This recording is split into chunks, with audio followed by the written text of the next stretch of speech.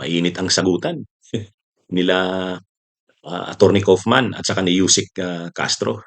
Hmm?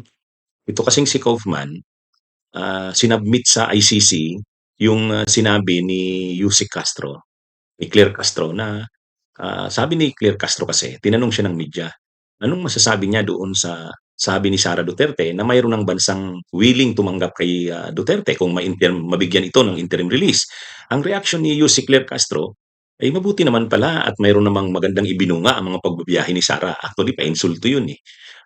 Sabi rin ni Sara, ay ni Yusek Claire Castro, kung igagrant ang interim release, wala namang problema yan sa Pilipinas. Hindi naman pwedeng pakialaman ng Pilipinas ang ICC.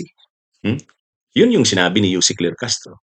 Eh, ang ginawa ni Kaufman, sinubmit niya ito doon sa ICC at sinabi niyang payag ang Pilipinas, hindi ko kontra ang Pilipinas sa application ng interim release ni Duterte. Ay, hindi naman ganun.